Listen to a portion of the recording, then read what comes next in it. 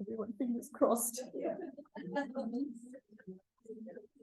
Hello. Wow, very good.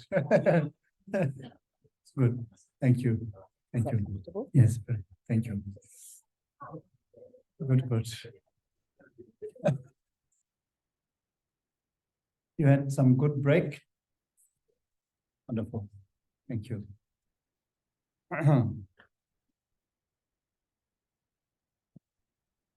Okay, so I'm going to finish this text, so I need to focus, not to get distracted with.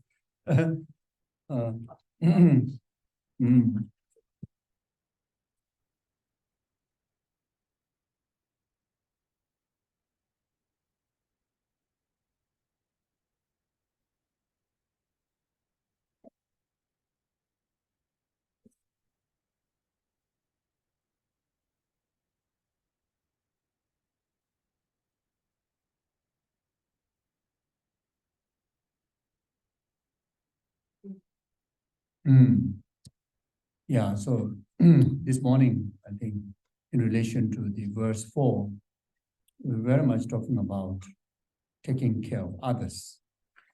Now, as much as important that we emphasize about taking care of others, you also need to take care of yourself. Especially when you are when yourself become wicked person, when yourself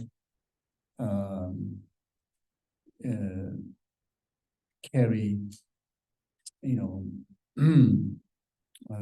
unpleasant characters, unpleasant mind, unpleasant speech, unpleasant body languages.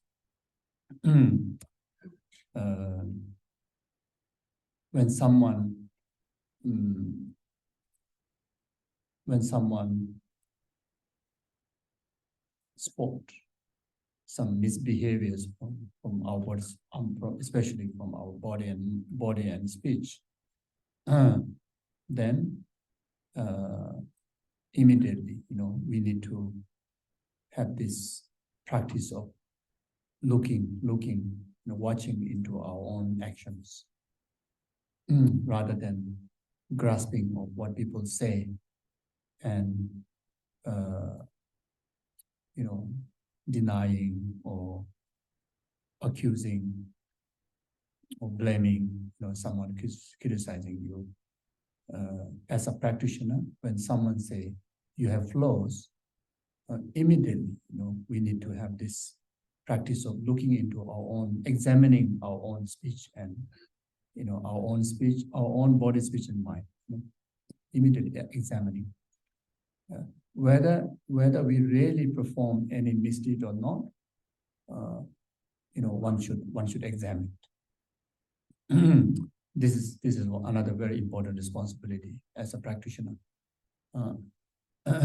Even it can be just false accusation that you have done some mistake.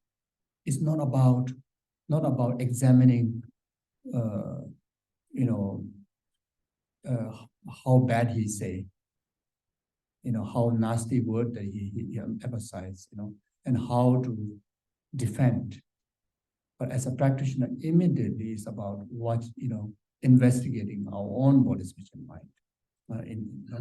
See whether I carry any of such limitation within my body, speech, and mind or not. If you found out, if you have expressed any negative emotions, negative actions through body and speech, then you express thankfulness, appreciation to the people who have accused you, who have spot your flaws, that whom help you to purify those negativities. That's how that we regard them like a teacher, who help to improve yourself. Even through investigation, if you find that you have done nothing wrong, your conscience is pure, you never say bad thing, you never behave negatively, then still one should understand that in this very stage, I have no bad intention. I didn't say wrong. I didn't act, I didn't misbehave. But it has to be a result of my past karma. So immediately think about your own karma. Again, you are not blaming anybody. You see, this is my past karma. In the past lifetime, I must have committed such karma. That's why the blame that arises onto you. You see, because every single experiences does not arise without any cause that committed by yourself or committed collectively. You see, so if this particular person is blaming to you, then there's a collective karma that committed in between these two persons, and as well as yourself is the one that who's receiving the blame. Then you created the main, the direct cause for you to go through that. You see, so then immediately, again, feel thankful to the person who blame you to make you to spot that negative karma, so that you can apply the four opponent powers, apply any form of Dharma practices to bring purification from the root, and you become clean even from the karma. Then that's how that you go from better to better. Your rebirths going to be better and better.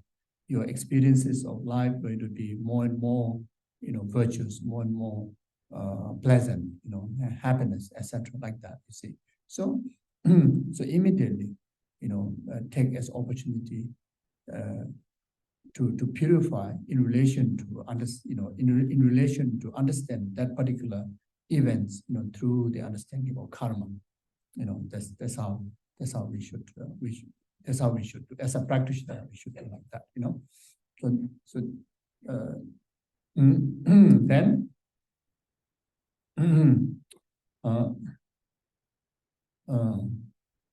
yeah.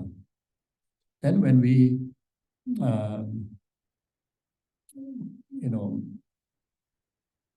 if negative emotions like anger arises frequently in us, and more than ever, we have to take care of ourselves, as gentle as possible. We have to be as forgiving as possible to ourselves. We have to be as kind as possible to really to liberate, one's own being out of this control of negative emotions of anger. You see, and the way to do that is by seeing again,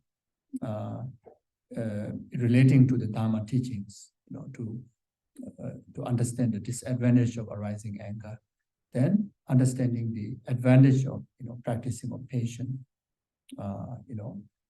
relating to those Dharma wisdom is the way that you can take good care of yourself in those difficult times. But that only works with some sense of gentleness, some sense of forgiving attitude to yourself, a kind attitude toward yourself. The way to do that is also to, understand that I'm not Buddha yet. How can I expect, completely free of anger? So I'm okay. I'm okay. I'm a sentient being. I'm a samsaric person. So the anger is part of it, possible. But now I met the Dharma. Now I understand the disadvantage of anger, advantage of the practice of patience. And I pursue enlightenment. I pursue Bodhisattva's way of life. And so I have the tool to overcome. And I must overcome. Otherwise, all my aspirations won't be fulfilled. So it's very much like gently talking to yourself, giving all the valid reasons on those two stages. First, you you understand you as a samsaric person. You carry the limitations. Therefore, the anger arising is possible. But you see, this is important because if we don't use this kind of tools in our normal life, nothing to do with the Dharma wisdom. When we get angry, and after you realize you have to get angry and you feel so awful about yourself, you start to blame yourself. You start to feel you're a very bad person, nasty person, angry person. You think so low about yourself. You see, and that's unkind attitude. You see, you shouldn't do like that to others. Also, you shouldn't do like that to yourself. You see, so that's not the way to solve the problem. That will make the person weaker. That will make the person fill their heart, fill their mind more negative emotions. Then it will not give a space to remember, Dharma wisdom. You see, so the more the gentle to be yourself when you are becoming difficult person is easier way out to find those antidotes to help yourself. You see, so these are how to say, it's kind of day-to-day management. Sometimes we talk so much about emptiness, bodhicitta in a bigger picture, but you completely forgotten about this, the nearest sentient being, who will struggle the most. You forget to take care of that sentient being, and you try to handle whole world's problem. It doesn't work. You see, so the closest sentient being is yourself. You see, and you need to liberate that sentient being also. You need to, in order to become Bodhisattva, in order to become Buddha, you need to be kind to that sentient being also. If you miss out that, you can't achieve Bodhisattvahood. You can't achieve Buddhahood. You see, so. So therefore, this is just one example. So whenever we engage in negativities, and we need to help yourself very, very kindly, compassionately. Any form of misdeeds that you perform, just a matter of time you will realize that is misdeed, and you have done something wrong, and that time you have to be very, very gentle to yourself, and with on the basis of that gentleness, then you perform all the purification practices, something like that.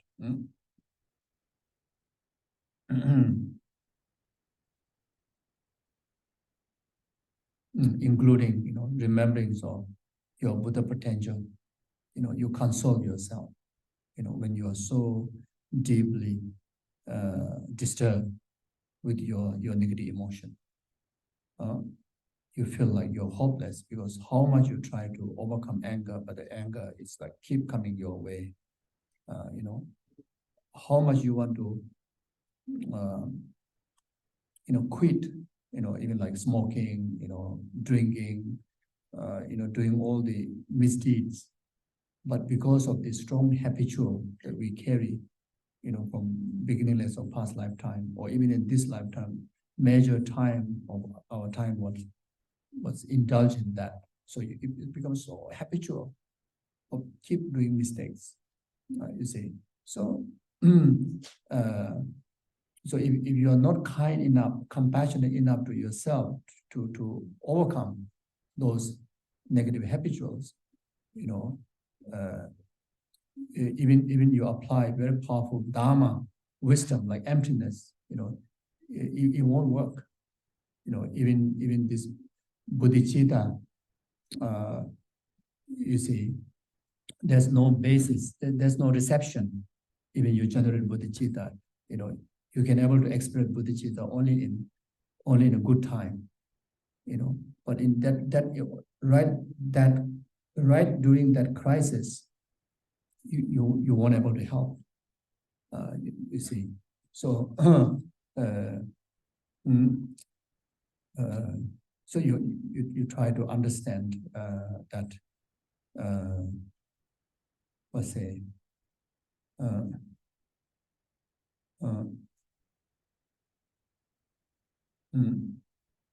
the the the habitual karmic the accumulation that you have developed in your system, in relation to understanding, many lifetimes in the past, even in this life. Then when you take care of yourself, not just in one effort, in one skillful way, weren't able to help yourself. You need to carry a very, very courageous mind that I need to apply so many different skillful means. I need to work it out for maybe years, but then I will do it. I will never give up. So that kind of attitude, you see. So we have so many negative habituals, different type of negative habituals. So for us to recover from that, we need to, express that kind of attitude. So then that's where then we can really purify ourselves and become steady, development like that. Okay, now we move on to verse 5. Whenever others, because of their jealousy, treat me badly with abuse, insult, surrender, or in other unjust way, may I accept this defeat myself and offer the victory to others. So short explanation here. Learning to accept loss and defeat for ourselves and offering gain and victory to others is the very foundations of Bodhisattva's practice. Although it may appear at the worldly level that we suffer loss by way of this practice, ultimately the practitioner receives the greatest benefit of spiritual wealth and virtues. In learning to accept harsh or unjust treatment, we should not allow ourselves to reach with anger or react with anger, behave in the same non-virtuous way in return, or to abandon others because of their action towards us. This is the essence of accepting defeat and offering the victory and accomplishment of the supreme patience and kindness. By accepting defeat and offering victory to others with a pure motivation of heartfelt compassion, we destroy the ignorance of our self-cherishing at its very root.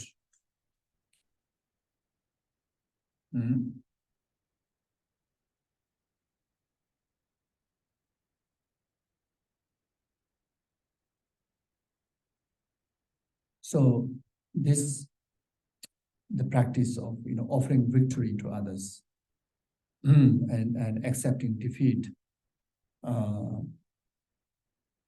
It's not because of it doesn't mean in the act of unjust by others that you're accepting others' misdeeds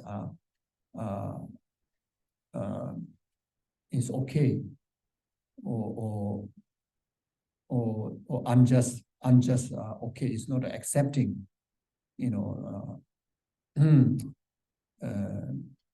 not proving the what do you call the misdeeds virtues or no harm. It's not like that. It's very much working out to destroy the root cause of those misdeeds, those unjust treatments to yourself. The root cause of others unjust to you, mistreatment to you, is not in others, not in others' action. It is within our own continuum. the self-grasping and self-cherishing attitude is the main cause to receive unjust by others. You see, so it's quite a tough to really to make that sensible to ourselves.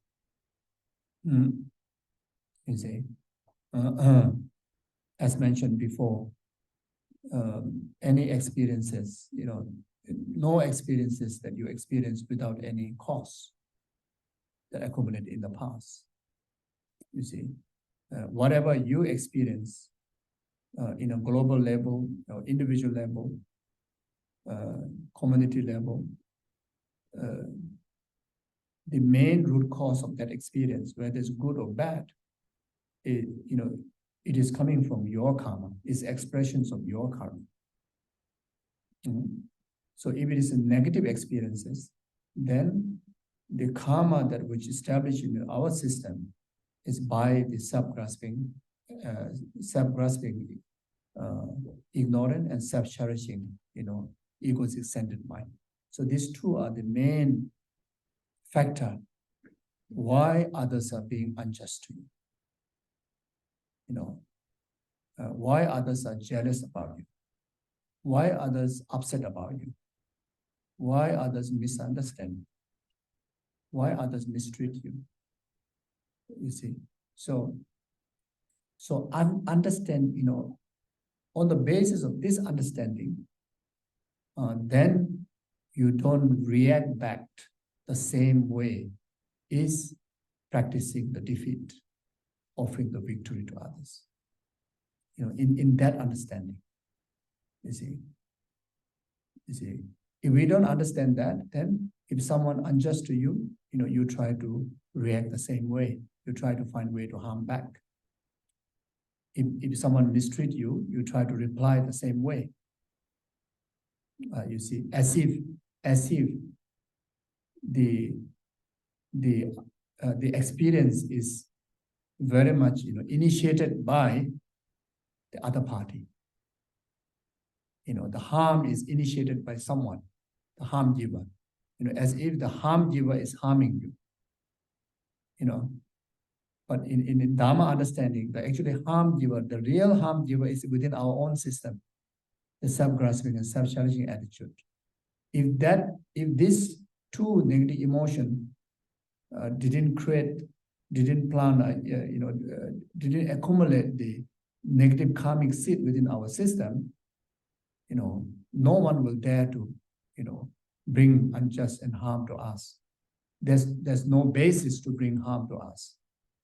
No, there's no reasons to bring harm to us. You see, so on the basis of this understanding, then when you work it out about your self-cherishing and self-grasping attitude, you start to learn that the problem is need to be fixed within, not without,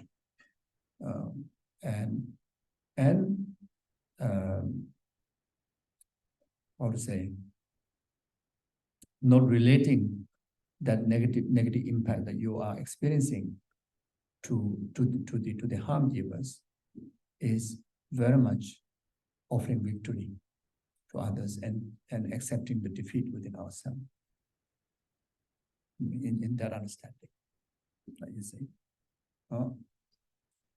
So now another way of expressing this understanding is in the attitude of compassion. You see, why someone cause harm to you? Because they are suffering, they are in suffering. If someone is not suffering, they will not cause suffering to others. You see. Now again, the suffering, you need to think slightly broader level, not just talking about suffering or pain. They're mainly talking about suffering, the pervasive compounded suffering. What do you mean about that? Pervasive compounded suffering, meaning the contamination or the control of the karma and delusion anything that is control of karma and delusion is pervasive compounded suffering. We also call as a samsara. You see, and that is the worst suffering. That is the most painful suffering. You see, that is like a chronic. That is like a how to say, is one of the worst sickness, comparing to suffering of change and suffering of pain. The pervasive compounded suffering, the actual samsara, is in fact more painful, more destructive than this conventionally labeled sicknesses, disease like cancer or AIDS or whatever, all those very scary diseases that we thought that those are the most scary, most painful, most harmful. But in fact, pervasive compounded aggregates is the most painful. Being under the control of karma and delusion is the most painful. Most painful, you see. So, so people, whoever causing harm to you, is because of their in suffering, because they are under the control of karma and delusion. That's why they cause harm to you. So this is how, the compassionate way of relating to solve this problem. Compassionate way. You see, if you still want to, if you still don't want to talk about yourself, you're ignorant, your self-cherishing attitude, if you still want to work it out on others, the harm givers, then now you try to work it out through the compassionate eye. You see, compassion is one of the smartest and one of the most sensitive mind to detect suffering. Compassionate heart is one of the most sensitive hearts to detect suffering. So when the compassion is so intense, when the compassion is expressed, in a full force, you can able to detect not only suffering or pain, you can also able to detect the main suffering, the aggregate that which is under the control of karma and delusion, the samsara. You can able to detect samsara. You see, outwardly the harm giver may be a very strong guy. His whole limbs are perfect. You see, and also maybe he is experiencing sensual success, sensual happiness. The material success, very powerful. We call very powerful. But the thing is, he is under a deep suffering of the samsara, the pervasive compounded suffering. So that's the reason why you receive harm.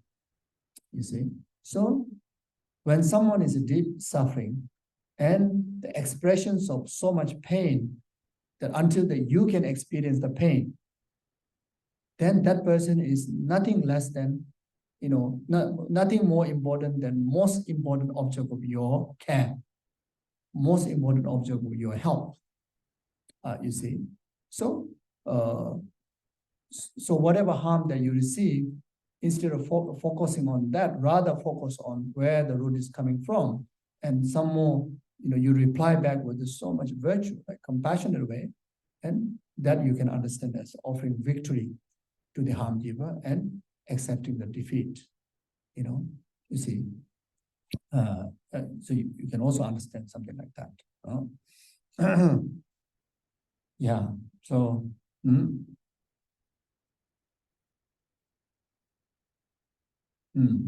So then you perform those activities, those practices to help the person. If you can help, directly, do so. Otherwise, you start to dedicate your merits, dedicate your prayers to that person to be free from the suffering of samsara. And doing so, you not only liberate yourself, and you also liberate, the harm giver. So like that.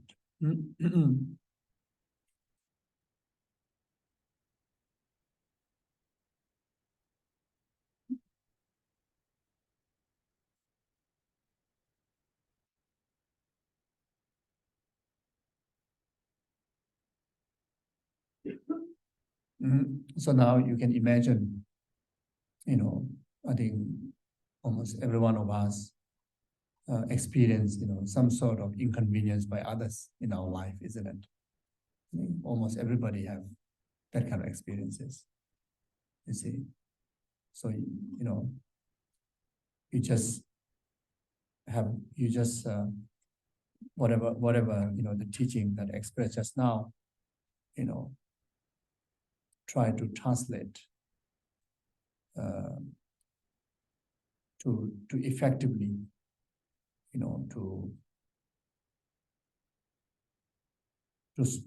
what you call the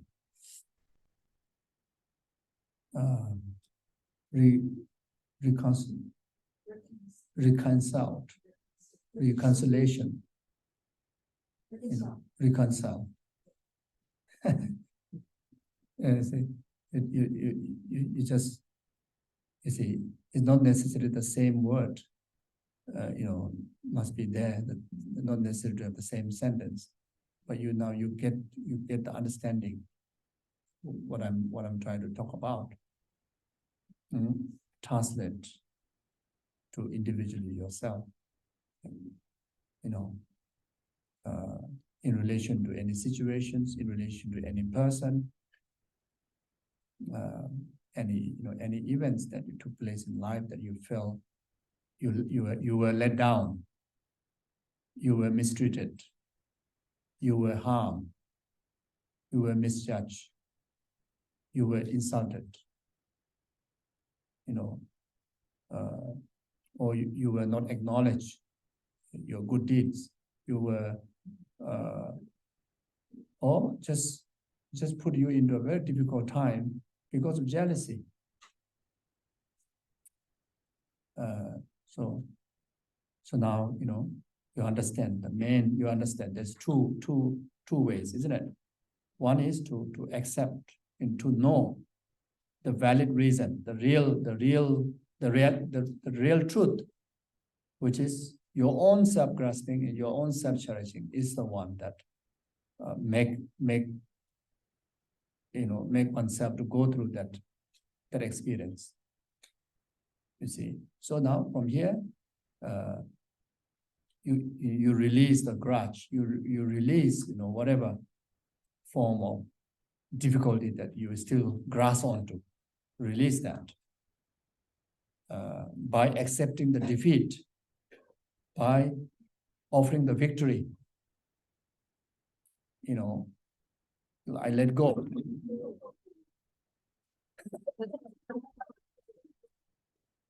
Very powerful.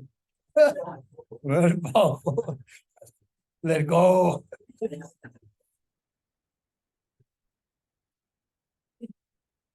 Yeah. So really, like that. Okay, I should perform less mudra now. Yeah. So yes. Yeah. So maybe this is the blessing to really to realize, remember forever. Maybe may not remember the teaching, but at least remember this incident or this sound from the mic, and maybe this is the tools of translation that I'm talking about. The next time any trouble comes in our way, remember this incident, and say, oh no, I need to work it out.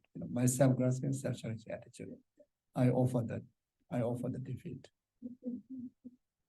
I accept, the defeat. I see.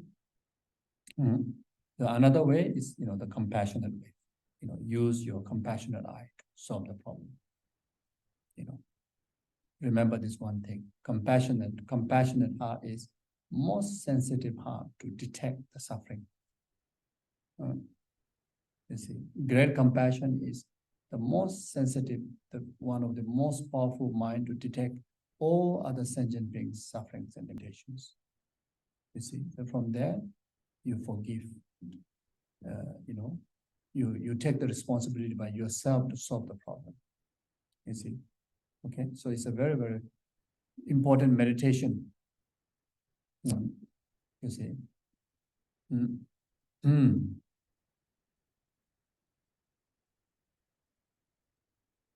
So otherwise, even how much we learn Dharma, we can't enjoy fully the inner peace that we can enjoy from the Dharma wisdom.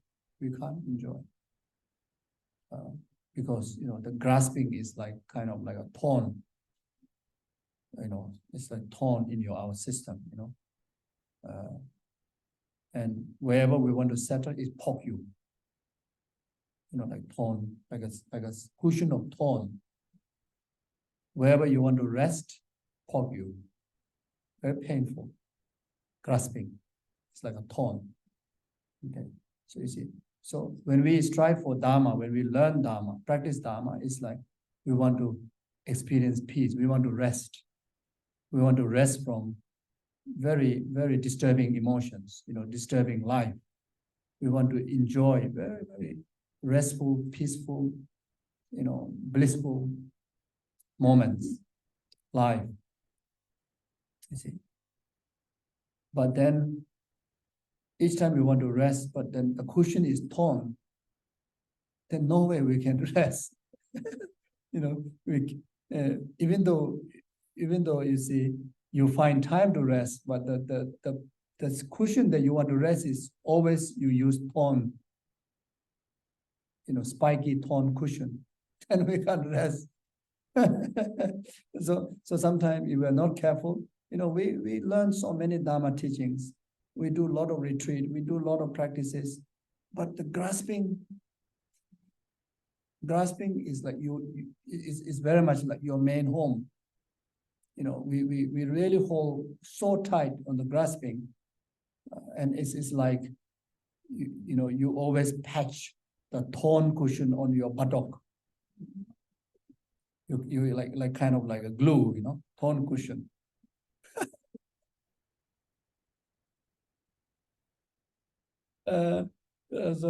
So you go and get a nice momo, nice ice cream, a nice pizza, a nice cake, or whatever, nice chocolate. Then you want to just enjoy that, but then you sit on thorn, and how to enjoy it? You put chocolate, but the thorn will poke you.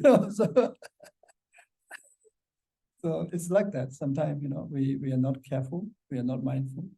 We say, and sometimes we go through that. We practice long time. Learn so much scripture, but then there's no peace. There's no genuine happiness is experiencing.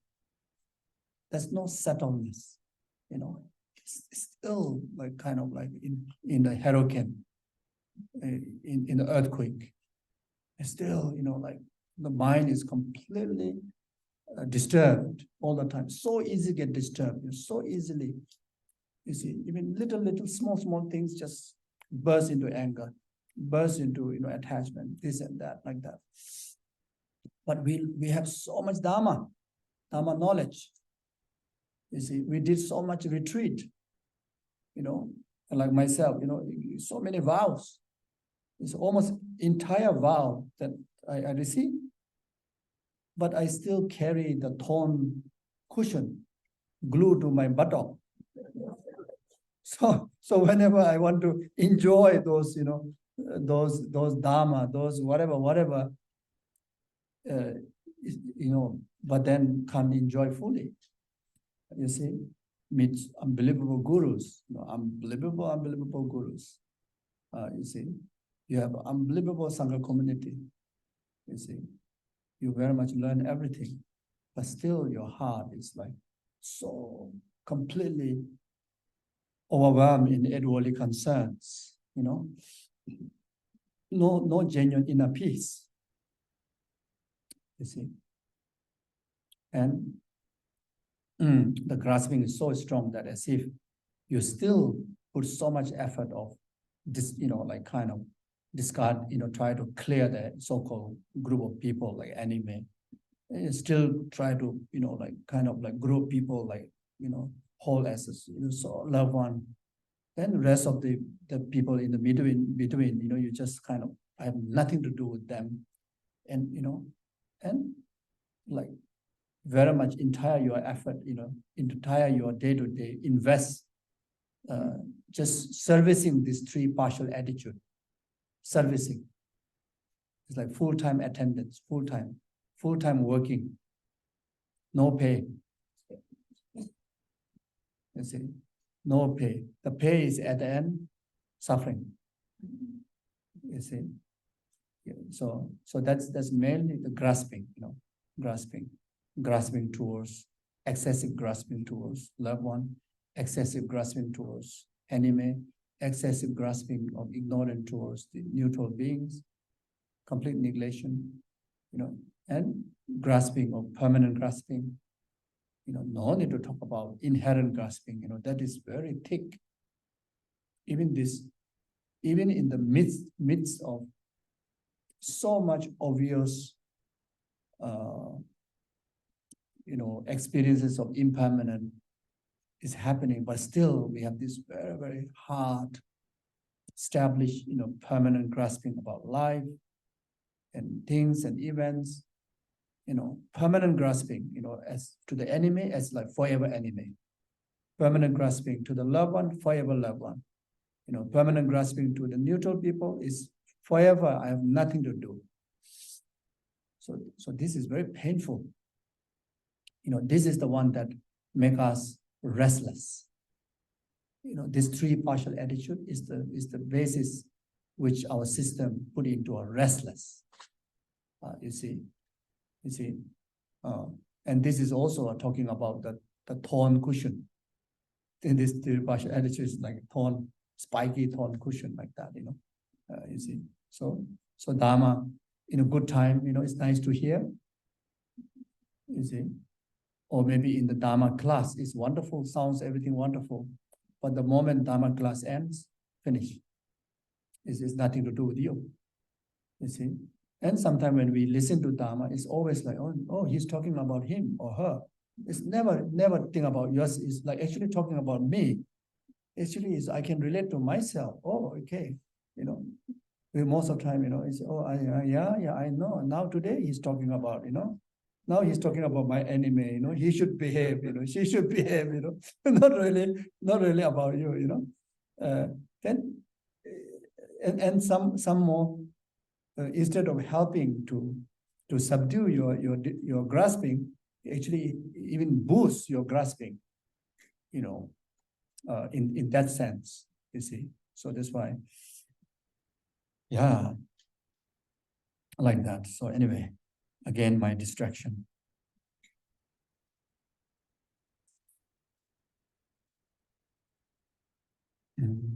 So this is really,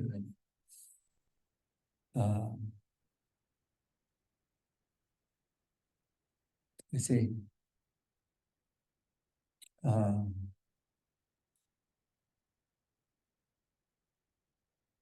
even in the conventional, way, if we think carefully, if we think deeply, when struggle comes between two persons, and you choose to give victory, even in conventional level, to the other, and you accept the defeat, that is still the better solution than winning. You see, even in our conventional practice, so even among couple, if you two are arguing, you see, the real winner is that one that initiates to accept the defeat. is the real winner. And that's most beneficial. Even you know the other party is wrong, other party did a mistake, yeah, and arguing to prove each other who is the right. But when you carry the wise mind for long-term benefit, for overall benefit, right that very moment you take the defeat is the profit, is the benefit. Even right there, even the other person is wrong and you are right, and you earn the victory, the situation or problem will continue. Still, because there's an ego involved. Or then the other person, even though in the mistake position, still is not accepting that I did, how can I be defeated? So somehow it's like, never ending problem will continue. Even in the example of like in a two-person, in arguing. So as a Dharma practitioner, it is very hard practice, and it is quite a difficult even for us to understand. But the real, for bigger picture benefit is you accept the defeat. It's hard, okay? I never say it's easy, but it's hard. But that is still the better solution. So you see, so basically, in any situation, in any phase of life, in a working place, in a family, or even in Dharma center, in a monastery world, wherever. If there's argument happens, if there's a situation that need to prove that who is the best, need to prove that who is right, and yourself, taking the defeat and offering the victory to others is the best solution. It is the most beneficial solution. And the first person who going to receive benefit, yourself. Yourself is the first person who would enjoy the impact, the benefit, impact of that defeat. You see. So even it's not conflict happening in two-person, but in your own heart, putting someone in that position, and you are experiencing conflict from your heart, for you to release from that bondage, that suffering, that inconvenience, is you immediately take the defeat by yourself, in yourself. So again, as mentioned before, either taking defeat, either meaning understanding where the root cause of the problem, your own self-grasping, self-judging attitude, your own karma. The reality is everything is in expression of karma, isn't it? Our karma, isn't it? You see, so you accept that. That's how you're practicing the defeat. Another way is expressing compassion. From the eyes of compassion, you accept the defeat. You see. So this is, I think, this is the very much best way to solve many issues, many problems. Really to liberate yourself from uneasy heart, uneasy experiences, uneasy memories, experience of the past. You see. This is one of the best tools to forgive.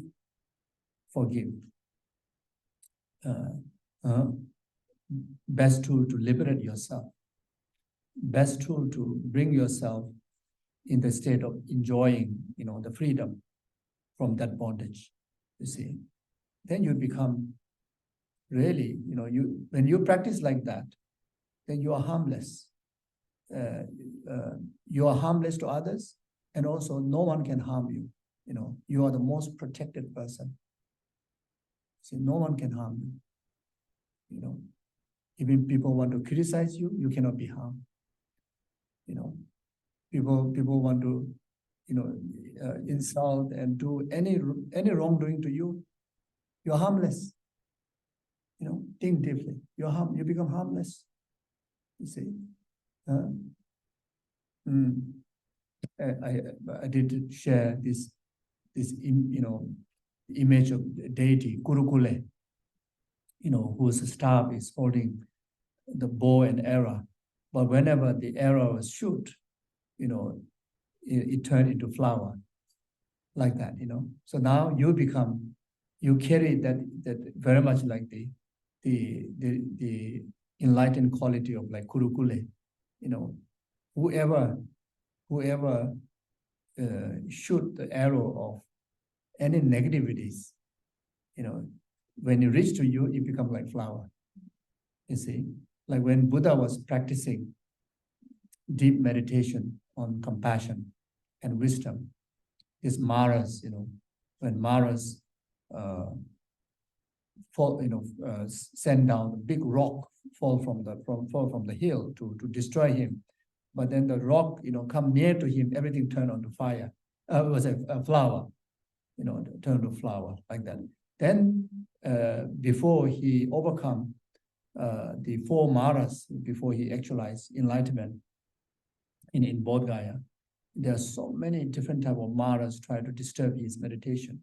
Some really bring these weapon staffs to really to harm his body.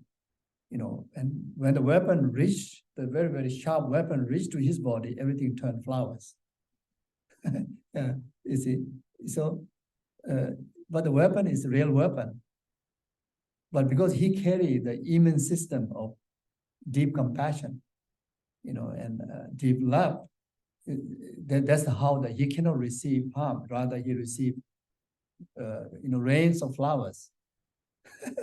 If someone want to harm you and throw rains of flowers towards you, you'll be very happy, isn't it? Someone is so unhappy, but throw on you a basket of roses, rose petals, you'll be unbelievable, so nice. So we also can practice like that, really using the Dharma teachings. We can practice like initially, maybe not as smooth, application or practice, because you are not used to it, not habitual it. But you practice 1 time, 2 times with 1 people, 2 people, 3 people, until you really become like that. You really, no one can disturb you. You see, like that.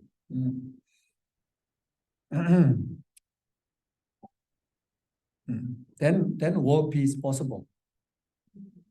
Really, you see. First of all, you become the most peaceful person.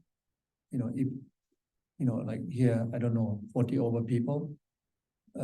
If each and every one of us practice like that, I think very much the area where you're coming from is much more peaceful than before.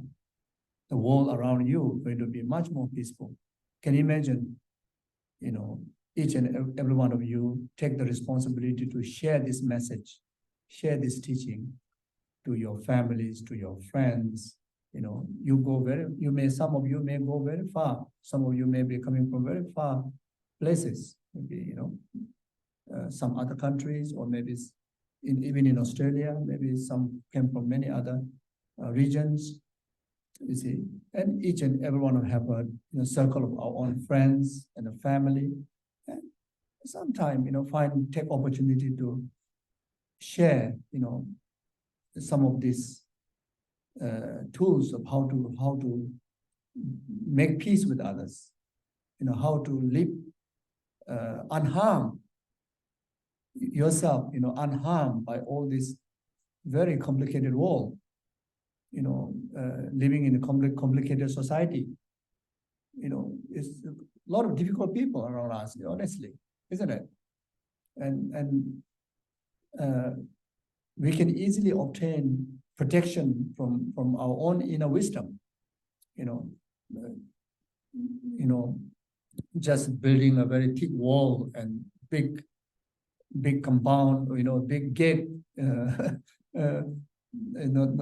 necessary. Even you block entire your what you call the social media, but then if our heart is not protected, then we still hallucinate all those problems. You know, we hallucinate, we think of them. You see, so you see, so that's how this kind of, and hardly people talk about it, isn't it? People hardly talk about it. You know, we talk about weather, which is good. We talk about politics.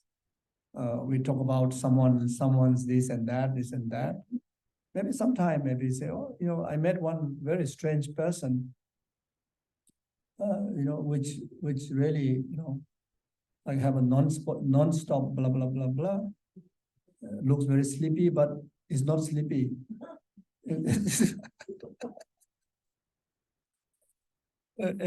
and said like that, and okay, I think about it, you know, it makes some sense, you know, you see.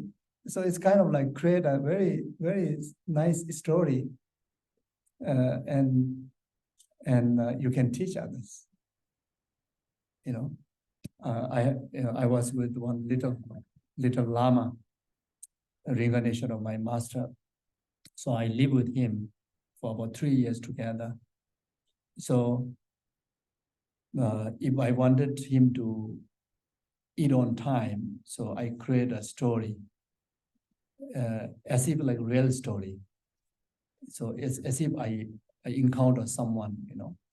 But of course, there's a value, you know, there's the importance of like eating on time, you know, doing homework on time and good study, you know, et cetera, et cetera. But just telling the person, you know, okay, you eat on time, you know, or sleep on time, you know, study, you know, study hard. So quite bland. And the children, like, it's difficult to understand. The children kind of think you are nagging on them, but they like to hear stories. So I try to create a story. I kind of create one particular person, and as if like I encounter. So you know, like oh, I saw this and that. So I kind of like the teaching delivered through certain kind of creation of story, and they pay attention, and I see they apply very effectively. See, so there's one time.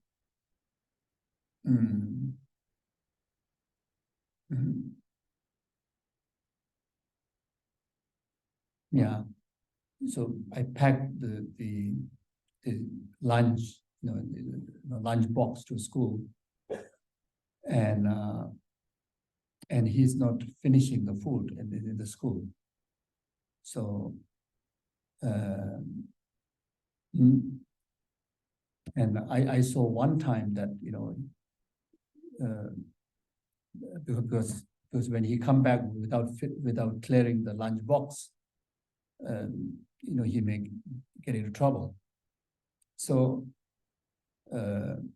so I only saw one time that. Now I also don't know how to relate it.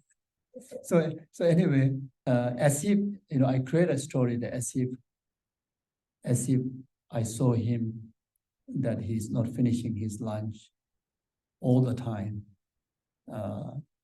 and okay, now I have a story very clear, but now I don't know how to make it. So maybe anyway, it's a distraction. So anyway, just create a story, and then after that, through that story, you know, he able to understood and make sure, you know, he finished the lunch on, you know, in the school, and also about the homework, you know, create a story, and until that, you know, he really understood in his language. So anyway, whatever, this is just a communication in relation to kid, but about this practice, I think it's very important that we can share to others, you know, maybe during coffee tables, you know, if you can, you know, I mean, if you say that I went to attend Dharma teaching from a monk, then maybe people may not like to hear that. Or maybe, if you want to share with your children about these values, maybe you may need to create some, story that can easily relate to their age, their way, their different mentalities, So like that. So yeah. So anyway, first of all, we try to work it out, within ourselves, and be ourselves the teaching, be ourselves the teaching. So then people can, learn the example, our being. So like that.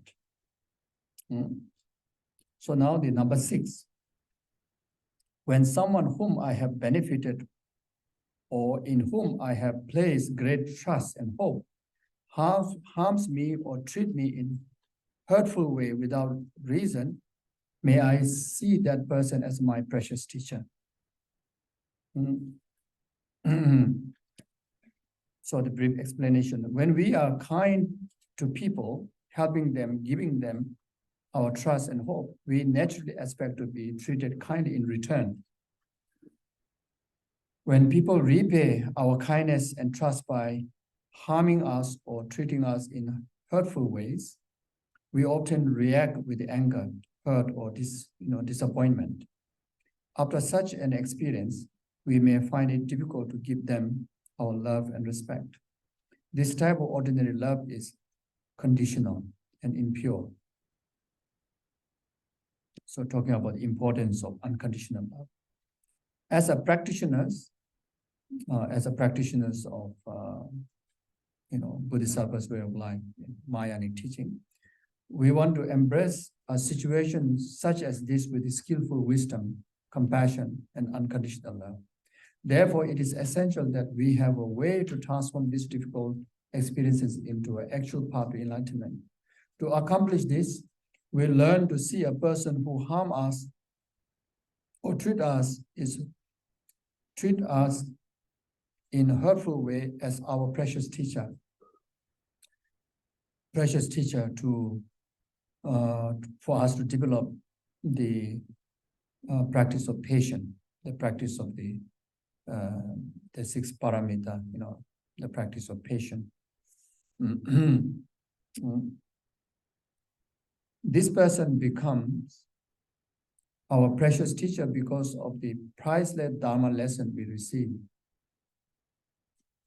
Through their kindness, we also receive the ripening and purifications of our own negative karma, which is the inevitable result of our having done a similar things to someone in the past. So harm giver very much, the harm givers or the ingratitude people who reply us in ingratitude way. It's kind of assisting us to quickly ripen our past karma. In the variable consequences, as we talk about, karma can multiply, and it can be the consequences may even, may need to experience even in a hell realm, even small negative karma. But now here, the person help you to experience the negative karma, well, it's still bearable.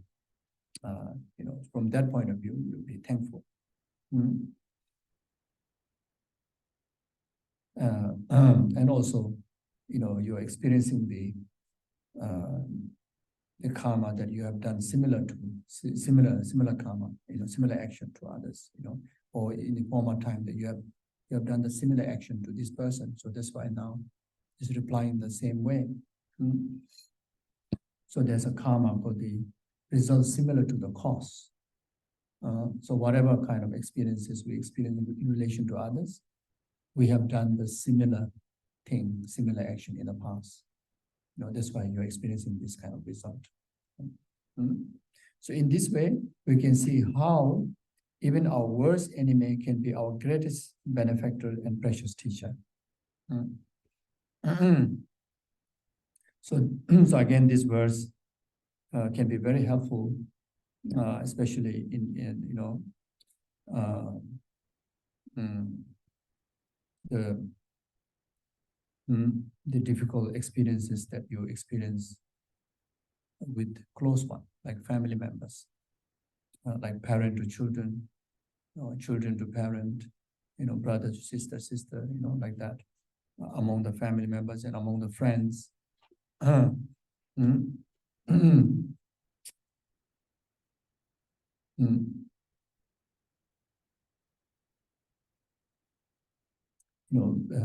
Sometimes, we encounter the people to whom that you very much unconditionally have benefited them, and was served and take care of them. But at the end, instead of appreciation, sometimes they treat you in very unjust way, and treat back in appreciative way. So that is very common in life experience, isn't it? Even sometimes, you can be in the office, can be, serving in some societies. So it happens even in the Dharma communities, Dharma centers, monasteries, even in the Dharma environment, it can happen. You see, you offer your resources, your time, your heart, completely in the service of the society, in the service of, for the preservation of the society, that, monastery or center, and then at the end, either you retired, but then there's no acknowledgement of your hard work, your contribution. You retired, then after that, when you don't have the position, you don't have the title, or you don't have you don't have the title, then you are like nobody. You are invisible, and that's very bad. That's very that shows lacking of mindfulness to take care of sentient being, to take care of at least the handful of people, even there may be 1,000 people, but still a handful, in comparison of numberless sentient beings. Here, as a Mahayanic practice, we want to take care of all numberless sentient beings, limitless sentient beings, isn't it? So from that point of view, even your society have 1,000 people, it's just like a handful. It's just only few. So if you cannot take care of these 1,000 people, then you're talking about numberless sentient beings. It's like just a word, empty word, you see. So, and the practice of gratitude, practice of appreciation, practice of, preciousness of others are extremely, extremely important.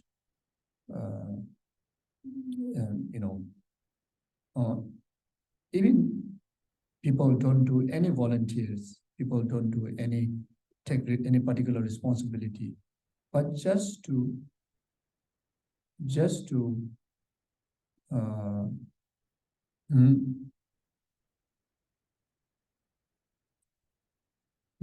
help yourself, through Dharma, just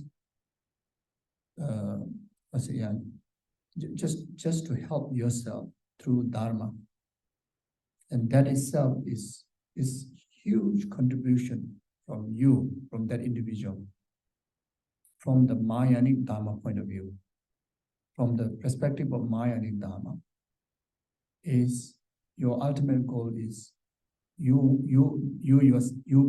by yourself alone, take full responsibility to liberate numberless sentient beings to the state of full enlightenment. In order to do that, you need to nurture them with the Dharma. You see? So, as you as a Mahayanic Dharma practitioner, now in your mandala, in your environment, one person, walk into in your mandala and receiving the benefit of Dharma is like a striking more than $1 million lottery. Like a striking a lottery. The value is numberless. Like an example in your center, one person just walk in and want to learn Dharma, want to practice Dharma, want to be enlightened, but not really involving in anything else. But at least want to help yourself through the Dharma benefit. And that person is so precious. And for that society, that one person is like that society of the Mahayanic society, like a strike lottery that has limitless values, more value than the money. You see, this is the attitude. This is a real grounded attitude of the Mahayanic practice. Really, really grounded, not in the iCloud. Not the Mahayanic Dharma in the iCloud, in computer, in the word. So this one is really feeling the ground, touching the ground of the Mahayanic Dharma. See? Now, as a Mahayanic practitioner, not just someone taking responsibility of, like say abbots or managers or directors or committee or so-called volunteer. If you inspired by Mahayanic Dharma, if you want to, get blessed by the Mahayanic teaching, that basic attitude, that attitude is required as a minimal attitude. Minimal.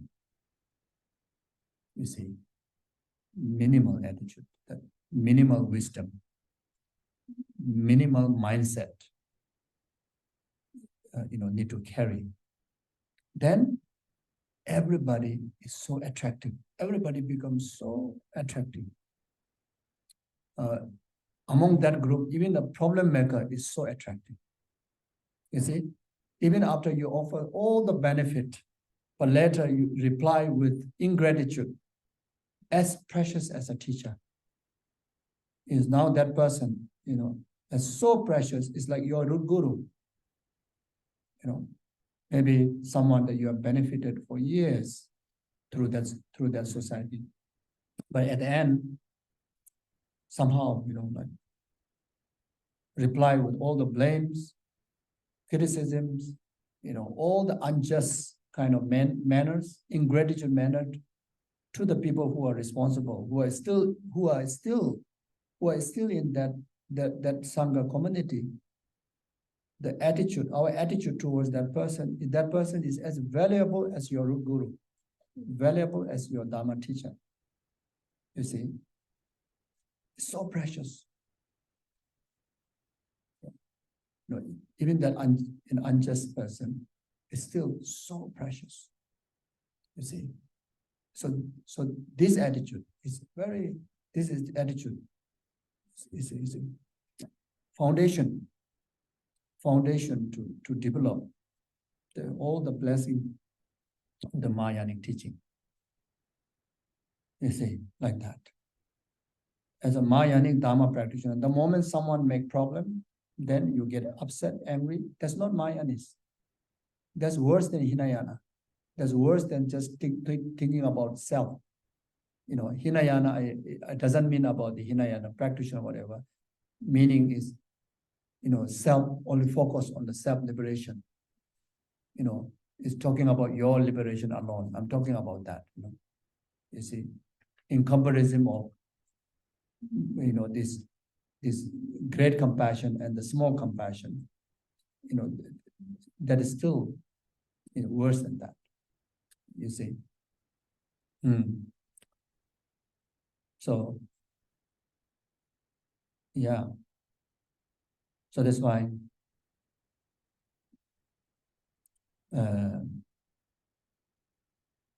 I believe one of the job, the responsible people in the Mahayanic kind of, like monasteries or centers, or wherever the group gather, is always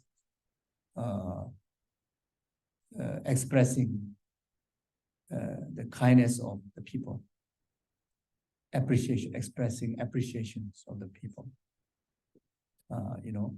At least the people that who show the faces and who have shown the faces before, and who may show faces in the future. At least of course you talk about all sentient beings, but at least so this is very, very powerful to really to nurture the sentient beings' heart, the people's heart, on the journey of the Dharma, on the journey of Bodhisattva's way of life. You see, so like that, So even to the ingratitude people. So these are the hard practice of the Mahayanic Dharma.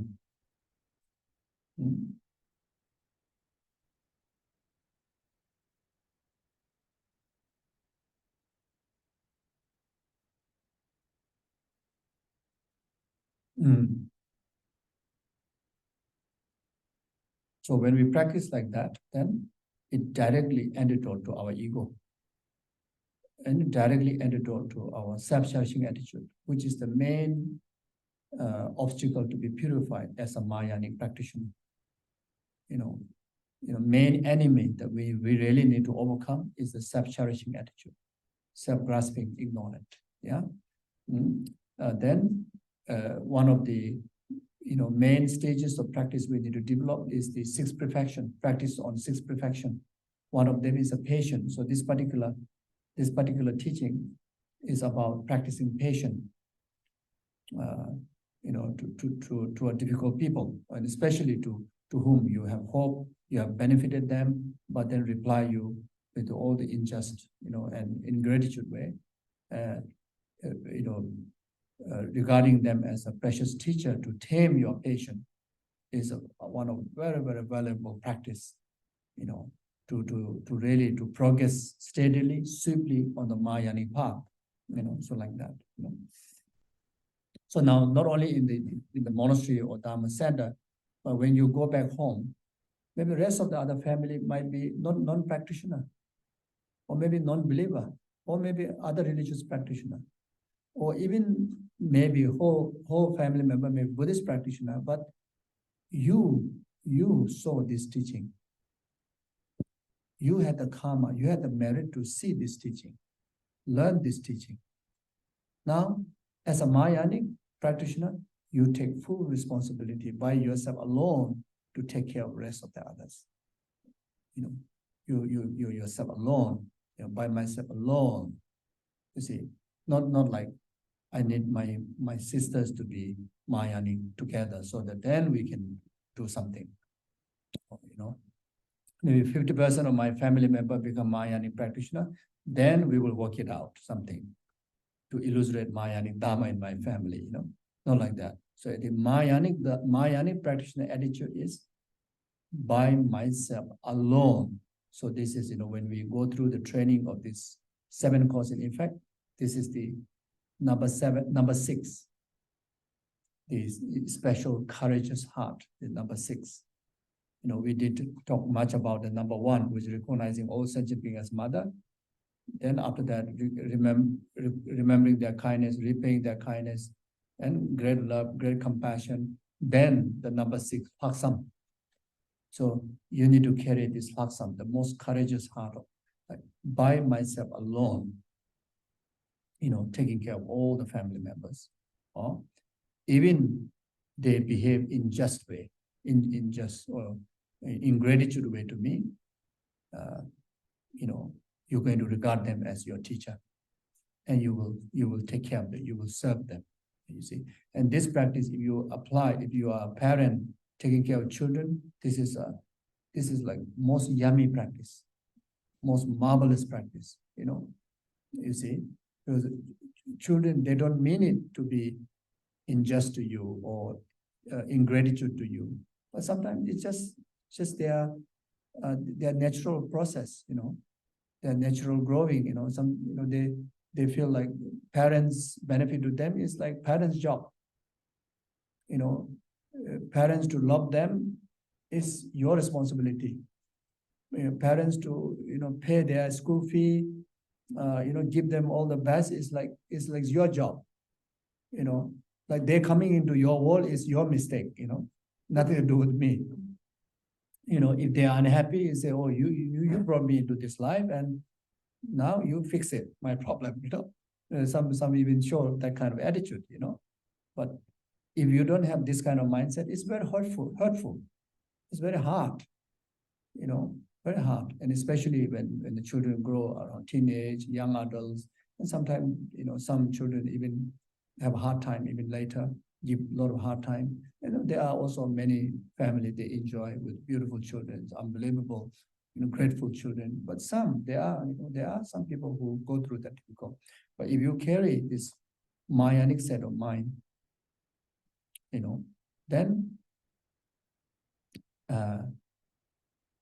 you will never kind of like hurt, in their, even they, relate to you in gratitude way, you see. And the more they're being tough on you, it's your opportunity to develop yourself. You become faster Bodhisattva, and they become even more precious, you see. If they're already so good, of course, it doesn't mean they have to be bad to make you train in Mayani path. If they are good, there are so many other tools or practices that you can relate to them.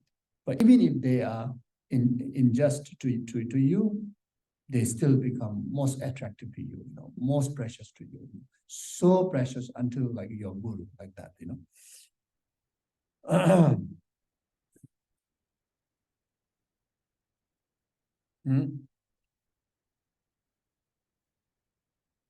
Okay, now the number 7.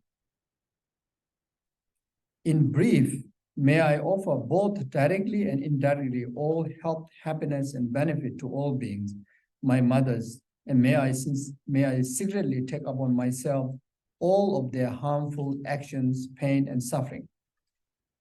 So this verse refers to the essence of Tonglen practice, giving and taking. We are to offer directly and indirectly our health, happiness, benefits, skills, and resources in loving service to all beings who certainly at some time in the past have been our own mothers. In Tonglen practice, this strong compassion we visualize taking on the obstacle, problem, illness, and suffering of others. We then visualize giving them all of our happiness, comfort, love, virtues, prosperity, and great insight. Prosperity and great insight. In this verse, the word secretly suggests this particular practice of compassion may not be suitable or may be too difficult for beginning practitioners. It also means that this practice should be done discreetly and not openly displayed or spoken about so as to gain praise or recognition. So Tonglen practice is the heart of the heart practice of the Mayanic Dharma. The heart practice of the whole Buddhism is the Mayanic teaching. The heart practice of the Mayanic teaching is the altruism, bodhicitta. Then heart practice of the bodhicitta is the Tonglen practice of taking and giving. You see. So this practice of Tonglen also regarded like golden Dharma. It is so profound in it is blessings that in the past only transmit, to the only ripened disciples, those who carry huge merits and huge dedications in the practice, and not openly discuss. Then later, such as Geshe Langri Thamba and also Geshe Potowa, so they felt that such a beneficial practice, pure practice, if you seal, and pass only to only those really fully ripened disciples, then there's a danger of even losing the lineage of this practice, losing the lineage blessing of this practice, and also the benefit that people can enjoy from this practice, may be lost, if you say. So then eventually this teaching brought into public, so now all of us, can be accessible to this practice, you see. But it is hard practice. It's not so easy, not easy practice. So very much, you need to carry this altruistic courage that you're able to dedicate everything that you have, all the goodness that you have, to the well-being of others, as a resources for others' happiness. You see, when you have material abundance or material resources, you do your best to share that to those need one, then of course the meritorious benefits, like merits that you earn from your practice, your accumulation of virtues, you never just use by yourself. You always first give to others, through dedication.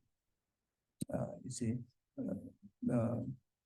yeah. So every merit and virtue you do, that you do for the sake of others, and whatever merit you earn, at the end also you dedicate for others benefit, and especially to those who's needy one, those who's most vulnerable one, that you directly benefit them. If not, at least in your motivation and dedication, you have to take them as your central focus to really send your meritorious benefits. Then you also need to have a courage to take other suffering and causes of other suffering, onto you.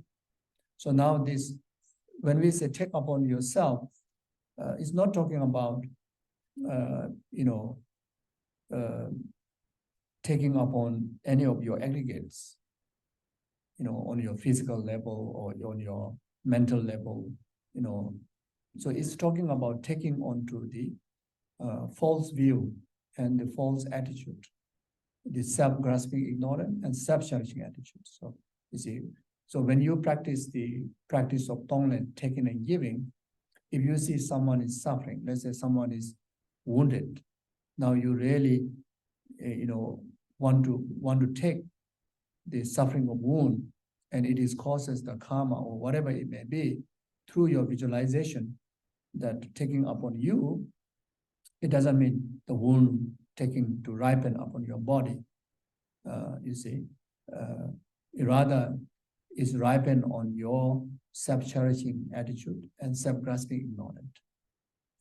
Your self-grasping ignorant and self-cherishing attitude is the main reason why there's a wounded person exists. So again, this is very tricky. You see, why there's a cancer patient exists out there, is because of your self-grasping, your self-cherishing attitude. For you to encounter that someone is going through cancer.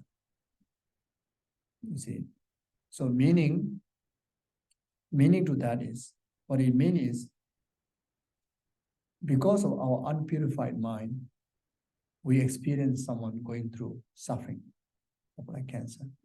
If we have purified mind, we don't encounter that negative environment or that suffering environment.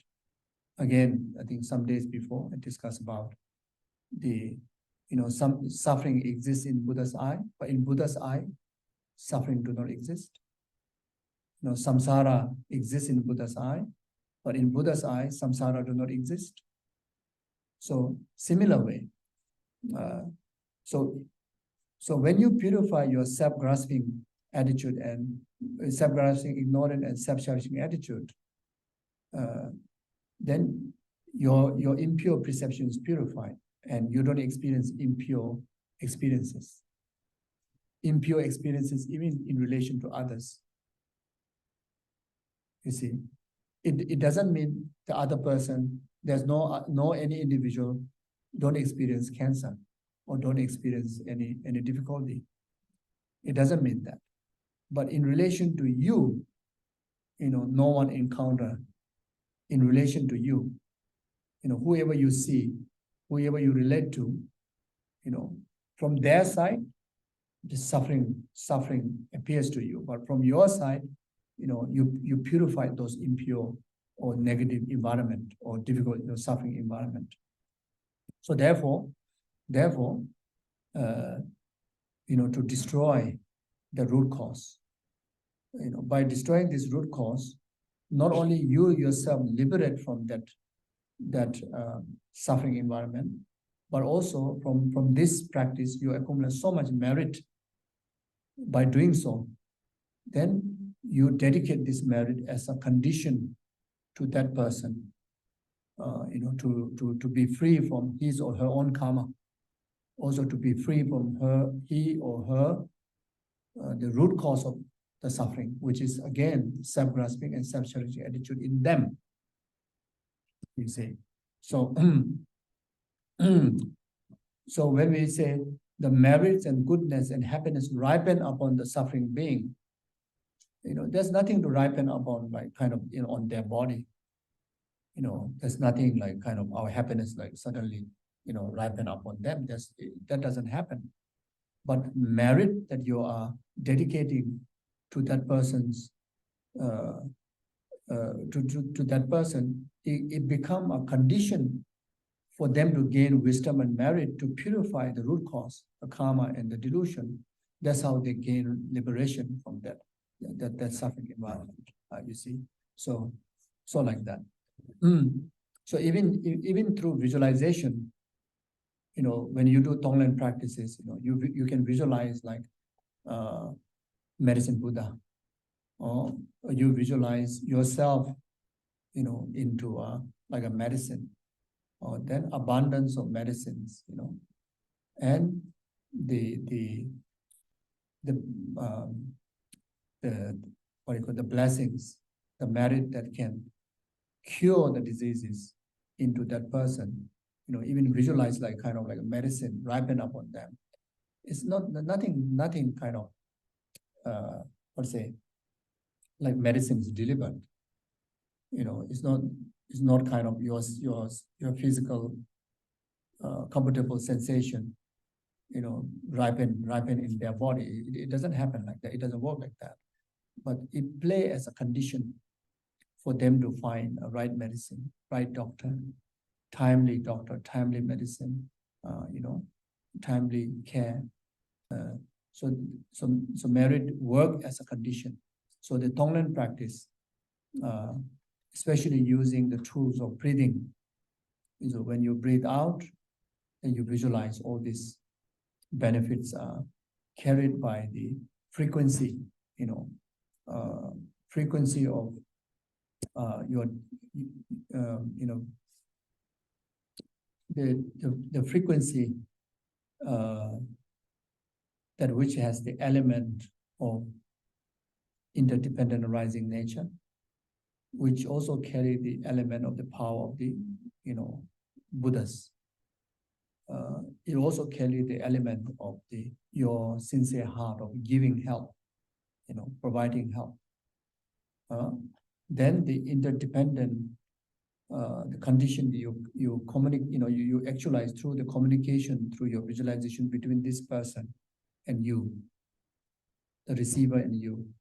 So all this create a very powerful frequency that carry the whatever dedications of merit that you want to deliver will be delivered, will be ripened as a condition to that person. You see, so so you can do the Tonglen practice through breathing.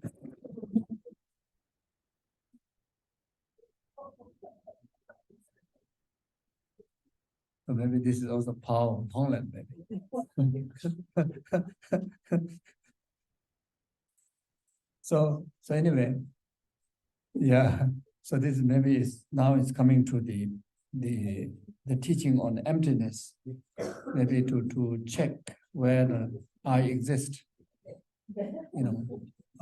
Yeah. It's saying that when we get frightened, then there's a glimpse of the false I kind of like show face to us.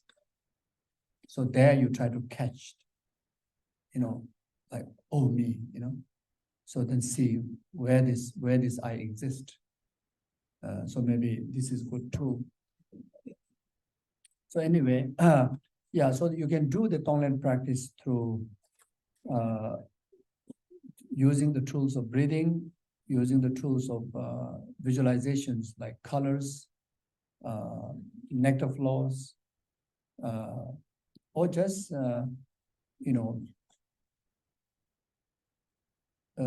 just firm conviction of this practice.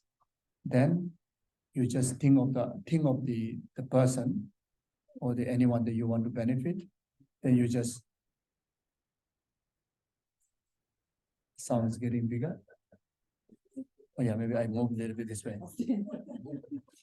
So yes, so there are many tools that you can use, and you can also use the Tonglen practice to purify your own past karma, your own future sufferings. Not just about helping others, but also you can help your future rebirths.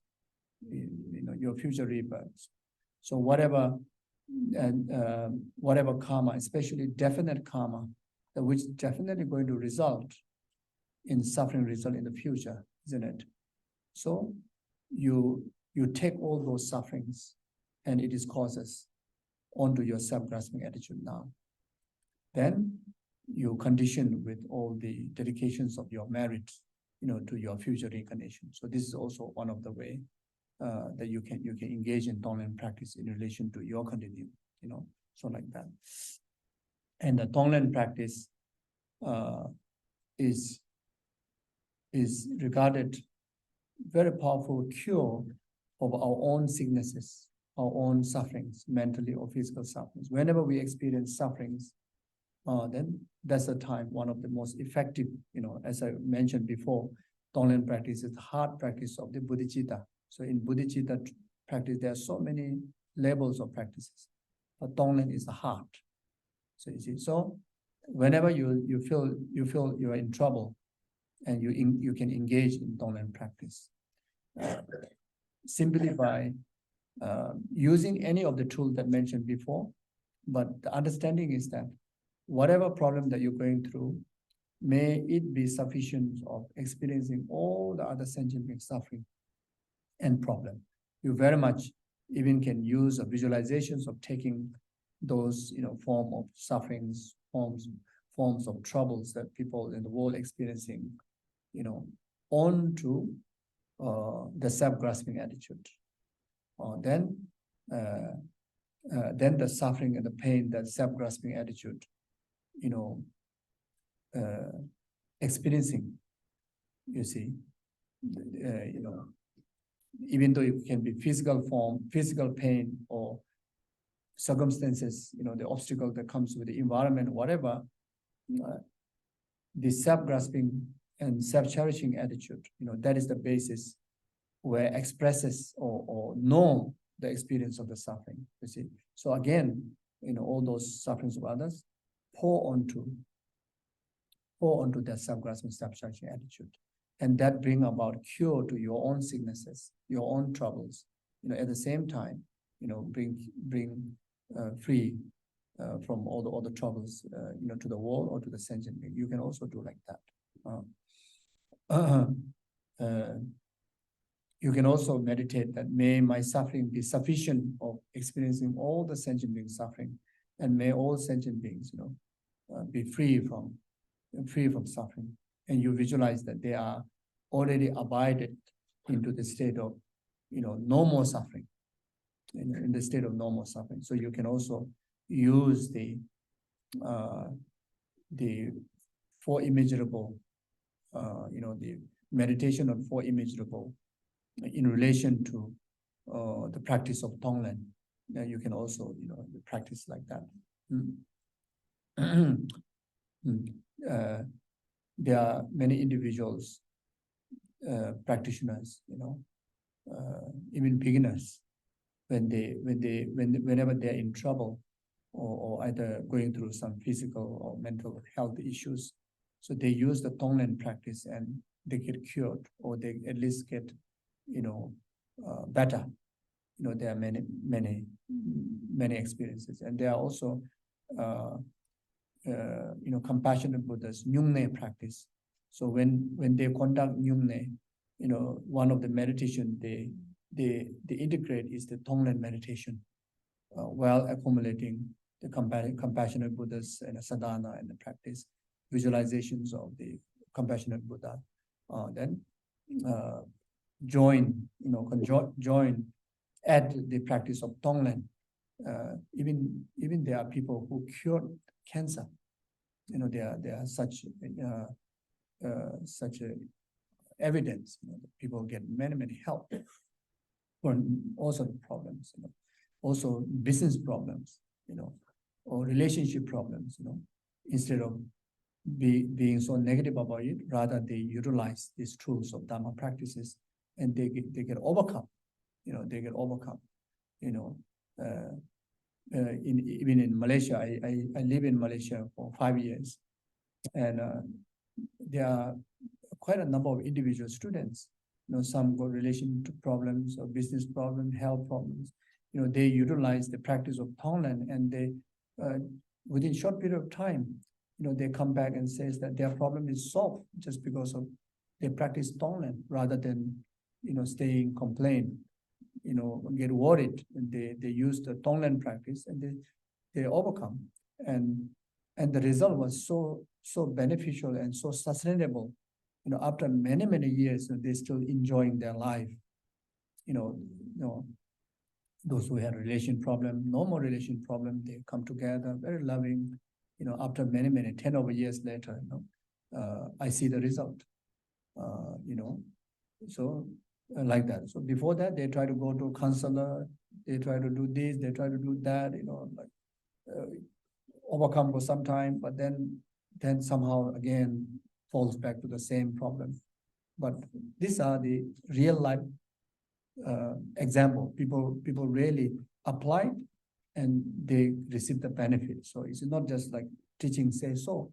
There are many people like that, you see.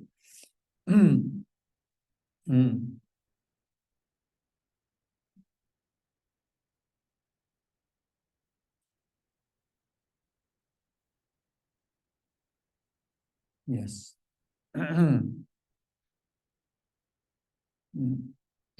Yeah, so you can do that for all sentient beings, taking the suffering, especially the pervasive compounded suffering. But you can also do that to individual people, especially in your family, relatives, who has a special karmic connection to you. So if they're going through any form of suffering, then you engage in Tonglen practice. You see, take onto your own self-grasping, self-cherishing attitude. Whatever health issue they go through, take onto your self-grasping, self-cherishing attitude. whatever merit that you accumulate from this practice, and all the merit that you accumulate from the past, and all the merits that you accumulate, all the merit that accumulated by the Buddhas, past, present, future Buddhas, gurus, all the powerful prayers that our gurus made, so they made the prayer for all sentient beings. You see, Buddha made a prayer to all sentient beings. Bodhisattva made prayers to all sentient beings. But then there are certain people, certain beings, they receive minimal benefit because of unable to create interdependent condition. You see, so now you know the practice. Now you help to create for your family member the interdependent condition to receive the prayer benefit of all your guru's prayers, all the Buddha's prayers. Like here, all of us directly or indirectly have connection to it. He made most extensive dedications. He made prayers for his students and people who request prayers, or he made prayer for all sentient beings all the time, you see. So now you can create the interdependent condition to yourself to receive the benefit of his prayers, benefit of all the Buddha's prayers. Now you can, when through the Tonglen, now you create interdependent condition for your family member, to receive the power of blessing from all the Buddhas, all the gurus. Then through Tonglen practice, now you dedicate this. You dedicate with your merit, channel to them. You see, very, very powerful practice. You see, very, very beneficial. Unbelievable way to help people who are going through difficulty, especially your family members. You see, you can do like that.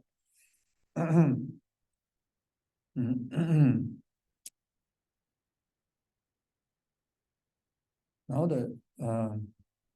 so up to here is the practice of bodhicitta, or practice of lojong in method aspect of the training, method aspect of the path. The first verse is more like motivation.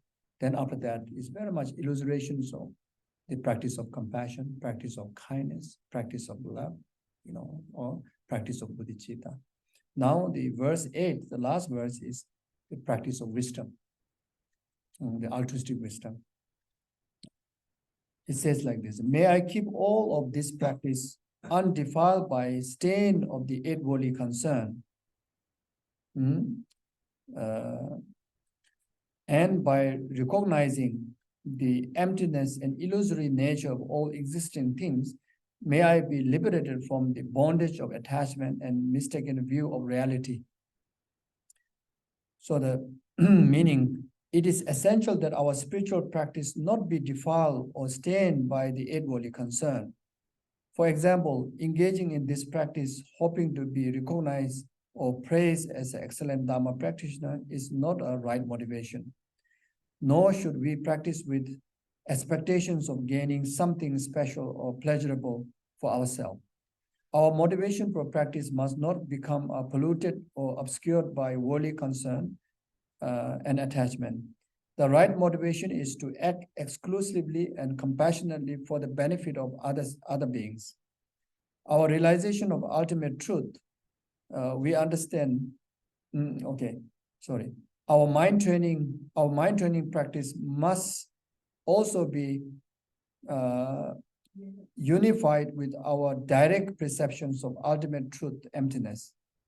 As we gain realizations of ultimate truth, we understand the empty, illusory, and impermanent nature of all existing things. With this realization, grasping or clinging to external appearances or being deceived by them diminishes, and we gain liberation from bondage of attachment and mistaken view of reality.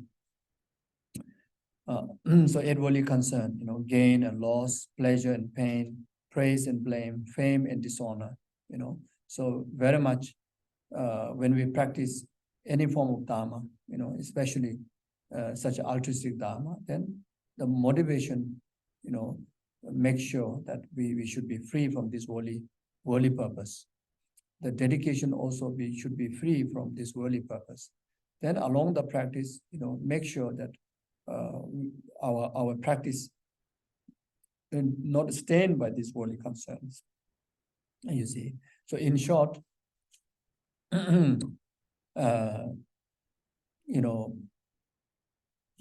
whatever practice we do, it adorned with the 3 pays of emptiness. So that's called 3 pays of emptiness. So the practice, you understand that practitioner is also lies in the nature of emptiness.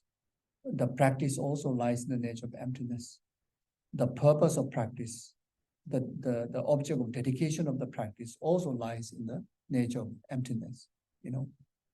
So this is a 3 pays of emptiness.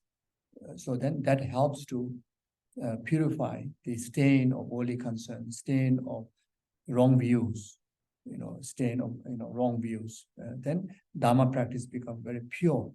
So this can bring to all the rest of other practices, all the virtues we do, whether we do sadhana practice, mantra recitations, or meditations or prostrations, making offerings, charity, becoming sangha, so these 3 pairs of emptiness is always should be adorned. You see, when you motivate, also adorned with these 3 pairs of emptiness. When you engage in the actual action, be mindful of these 3 pairs of emptiness. When you dedicate, the dedication also attached with these 3 pairs of emptiness. So then, entire, the initial practice, the end practice, the main body practice, everything become cause of full enlightenment. Everything become, cause of numberless sentient beings benefit. And whatever merit that you earn, it become a pure merit, pure, the most powerful merit, so like that, you see. So now, all the practice that we discussed before, all the tools of practice we discussed before, including Tonglen practice, should be adorned with the 3 pairs of emptiness. Should adorn. Otherwise there's a danger of contamination by the worldly concern. You see. Now, even the practice, earlier we talked about taking care of children, taking care of sick people. We do that. We do that with the wisdom of emptiness. You see. So when we adorn with the wisdom of emptiness, or these 3 pairs of wisdom of emptiness, then whatever result that comes out of the practice or out of the service, there's nothing to be grasped. You see. So if you take care of one sick person, and instead of saying thank you, they give you a slap, beat you up. You will not get hurt. You will not grasp onto, any expectation, any kind of. You will not even have expectations of, since I'm helping, the sick people must cure. You won't have that expectation. There's a deep level of wisdom, of understanding of karma, interdependent rising. Even though you don't say it, but the wisdom of emptiness carry all those values. The wisdom of impermanent. You see, even after you serve, but something goes wrong and didn't really go your way, some changes happen in your way without expectation, without notice. Everything is acceptable. Everything is become harmonious to your heart, and nothing disturbed to you. You see, that's the power of emptiness. You see, that's the power of the 3 pairs of emptiness. You not just chant, but you really try to understand what you mean by I am lacking of true existence, or I am the practitioner me lies in the nature of emptiness. Means there's no substantial identity of me, the who is offering service. In the interdependent nature, yes, I'm there to offer service. But substantially, there's no inherent me. You see, and of course, the more you meditate, the more taste you discover what means by emptiness. You see. So the word is like, even when we say, emptiness, or lack of inherent existence of me or my identity, it doesn't feel anything. What's a big deal? It's like doesn't feel anything. You see, so really to feel the impact of the emptiness or the losing the self-grasping, you have to meditate. It is very much like the taste of candy. Taste of candy, if someone is chewing candy or having this chocolate, and then you ask, what's the taste? You say, oh, it's delicious. I say, I want to know what's the delicious. They say, oh, it's sweet. I say, yeah, but how you taste the sweet? There are only a few words you can say. Oh, it's not sour, it is not bitter, therefore it is sweet. You see, so there's a limitation in words. So now, really to realize exactly the sweet taste of the candy is when you start to put the candy in your mouth. See, that's it. Oh, sweetness that's it. But then someone, that same person asks, okay, now you tell me, what is the taste of the candy? Is it again same word? It's sweetness. I say, I want to know the sweetness. You see, you don't have much to express in the word. It's unexpressible.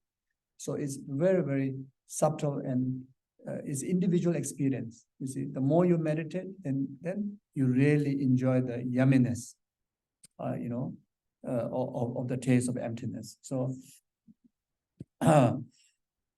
yeah. So like that. In any way, at least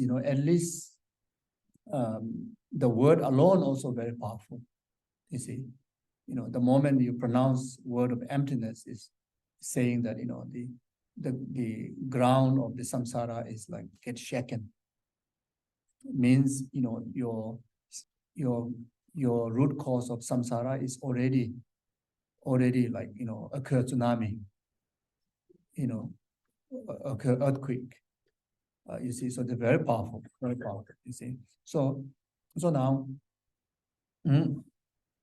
okay, so time is over. So when you take care of the of someone, like someone is sick like that, then when you understand you adorn with the three bays of emptiness, then you see, you just, how to say, whatever reply, whatever result it comes in your way, there's nothing to be kind of disturb you. So when you take care of your children, when you take care of anybody, whatever practice that you do, like even practice of generosity, whatever practice that you do in relation to others, with the wisdom of emptiness, then you only achieve the benefit. Your merit will be like free of stain, so like that. Okay, so something like this. So all the above practices should be adorned with the meaning of emptiness. Okay, I better stop here. And thank you very much. So today we finished the adverses of thought transformation, and yeah, it's already shared.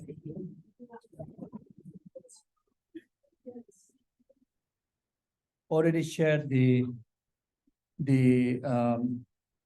short commentary, with you, so you can take them with yourself, or you can also look into online. So this something can be beneficial. Okay, so thank you. Or maybe the prayer, since I already took much of your time, maybe I will do short prayer. I will do quick prayers, since already taken much of your time. Yeah. Okay, so yeah, so please dedicate. First of all, take a moment to really feel meaningful, because you have invested so much of your effort, to be in the Dharma discourse. But when you think of the merit that you want to accumulate, and the merit that you can share with so many other sentient beings, at least the merit that you naturally offer to your parents and your family members. So try to feel this your hard work, your precious time is worth. Okay, some of you must have came from very far. You must have sacrificed many other comforts, time, energy. So we have done the Mahayanic Dharma discourse, and we have gone through one of the essence, Dharma in Mahayana teaching. It's the essence teaching in relation to the Shantitabha's Bodhisattva's way of life. So what can be more meaningful than that? You see, from that point of view. So now, whatever merit we accumulate from this session or the previous sessions, whatever merit that accumulated by past, present, future Buddhas, gurus, sentient beings, may it be complete cause for numberless sentient beings to be free from oceans of samsaric suffering. It is causes the karma and delusion and actualize temporary happiness after the ultimate happiness, enlightenment accordingly. May this collective merit be complete cause. The war, the famine, the natural disasters,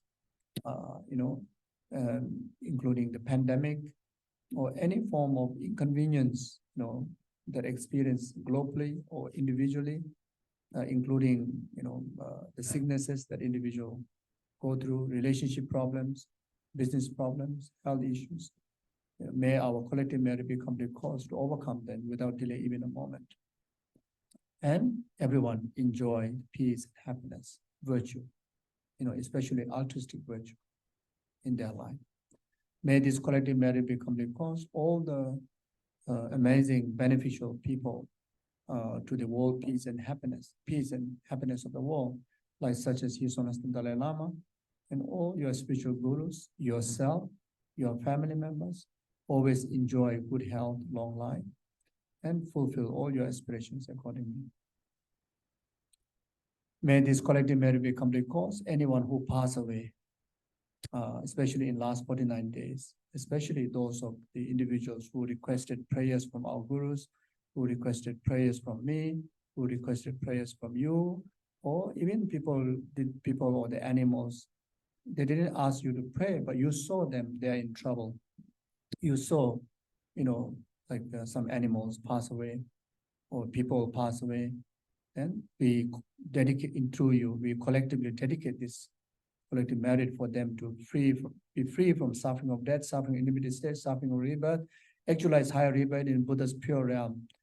And may this collective merit be complete cause. All the virtuous institutions like the monasteries, the nunneries, and all the Dharma centers and projects, and especially Kunsang Geshe Retreat Center, be free from inner outer secret obstacles and actualize all the conducive conditions to preserve the value of Dharma, value of compassion in most extensive learning and actualizing realization on the stages of the path. And may this collective merit be complete cause. May each and every one of us, in our best ability, may we represent, Guru Shakyamuni Buddha. May we represent our gurus. May we represent, may we embody the Geshe Langri Thangpa, then able to share this altruistic wisdom and attitude to as many people as possible, while myself developing in this practice and becoming, yourself as a living teaching to so many others accordingly. And that way, may we perfectly serve and fulfill the Buddha and all the gurus and all the sentient beings. And thank you very much. Thank you for all the people, all the volunteers who put so much hard work to make the session possible. So much of logistic arrangement, so many things. So thank you so much. Okay, take care. Yeah, thank you.